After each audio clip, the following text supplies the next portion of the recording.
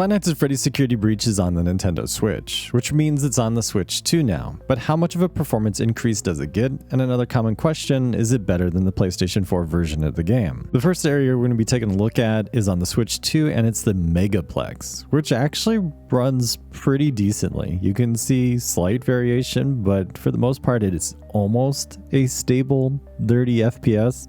The draw distance looks pretty good. On the PlayStation 4 Pro version, however, it tries to run at 60 FPS, which is a newer update anyways for the PlayStation 4 and even like the Xbox. I won't be comparing like the native resolution of like the Switch versus like the PlayStation 4 version of the game because it really doesn't make that big of a difference. This is the entrance of the Megaplex on the Nintendo Switch 2, which looks, again, pretty good. Now, the gamma is also turned up to max on both platforms, so the colors are going to look more washed out, but the testing here is more so for the frame rate stability. Like, it's still very impressive that with the PlayStation 4 version of the game that they're pushing, you know, a almost stable 60 FPS compared to the launch of the PlayStation 4 version of the game, which was just absolutely abysmal. There's still a little stuttering here and there, but for the most part, it is a very stable and clear experience. Now back in the Megaplex, we're going to be heading over to Rockstar Row, and is really good. Like, I would say this is playable, but I wouldn't say this is an absolutely like fantastic experience. The Nintendo Switch version of Security Breach is still the lesser of the versions that you could play, but it is improved on the Nintendo Switch too. The improved hardware, the improved speeds of the memory of the console, that and more RAM helps with loading the textures and even like the load screens transitions as we head over to Rockstar Row. This area especially, regardless of whether or not you're playing this on the Switch, PlayStation, or PC, like you can see it drops down to like 9 FPS. It's just really rough regardless of any platform you play on. But the load times are definitely improved here, which I'll compare against the PlayStation 4 here in a second. But you can see the graph for the frame pacing, that it has a little bit of the stutter, but for the most part, the frame rate is consistent enough that it is an improved experience.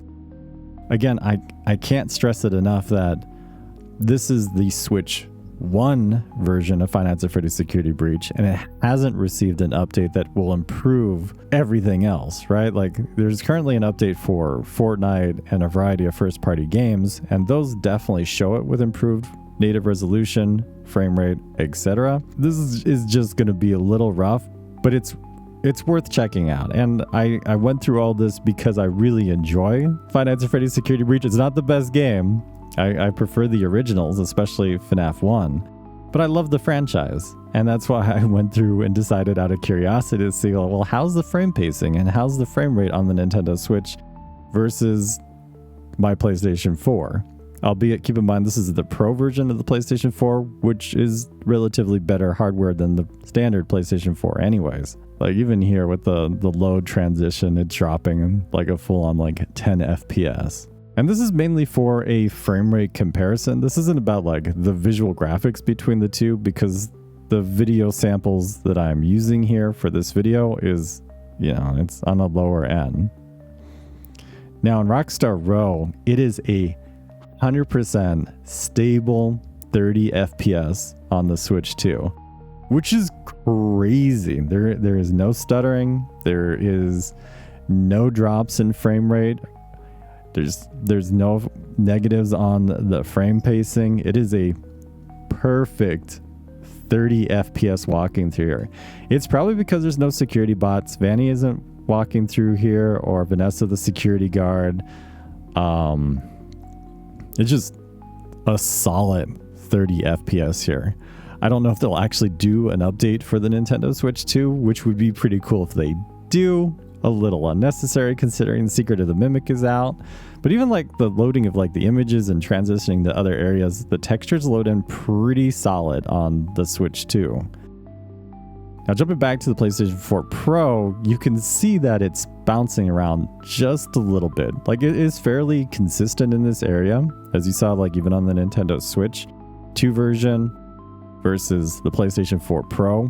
But because it's trying to push that 60 FPS, that's why it's having that little shakiness to it. And that's what causes like you feel like you're lagging or rubber banding in a game, is when like the frame pacing is inconsistent. Now, this is still a huge improvement over the unpatched version of the game, and I love to see that this is trying to push 60 FPS on the PlayStation 4. But yeah, this is pretty much sums it up.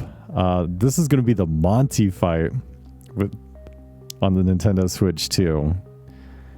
And do keep in mind that the cutscenes are rendered in-engine for Unreal Engine, so usually the frame rates are consistent between the cutscenes and the actual like gameplay. And this is like the biggest area to take a look at on Security Breach, because Monty's area, his fight is in the catwalks above Monty Golf, and it's just such an awful place to be regardless of the platform. Even on PC, it ran super bad, but especially bad on the PlayStation 4, literally unplayable. So like you can see on the Nintendo Switch 2, it's jumping around a little bit. It's consistent with its stutters, which is kind of good because it means, you know, your experience visually will be consistent without experiencing like heavy lag and motion sickness, because I get motion sickness. But you can see on the PlayStation 4, it drops like 5, maybe 10 FPS while moving around. It's not as bad on the Nintendo Switch 2 in terms of like how stable it is. See, like these jumps in the frame pacing is consistent. I'd rather see none, but it's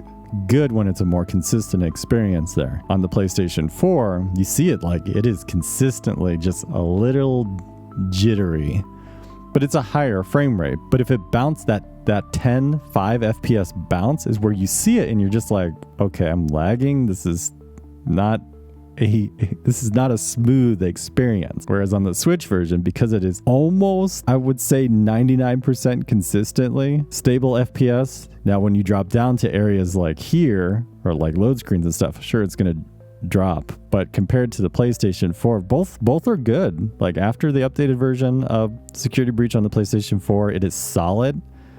I would rather play on newer hardware. It is a solid experience on the Switch 2. At least until they do an update for it. I kind of doubt they would do an update for Security Breach on the Switch 2, but you never know. This is going to sum up this video. I hope you enjoyed it. Be sure to consider subscribing, smashing the like, and ringing the bell if you like anything Five Nights at Freddy's related. I do a lot of horror game content, mainly short form, but I did this specifically for this because I was curious to see the difference between the PlayStation 4 version of FNAF Security Breach and the performance improvements on the Switch 2. Again, keep in mind, this is still software-wise the Switch 1 version of the game. There isn't a Switch 2 update to Security Breach yet, but if you own FNAF Security Breach already and you plan on getting a Switch 2, like, hey, you might want to dive back in and suffer.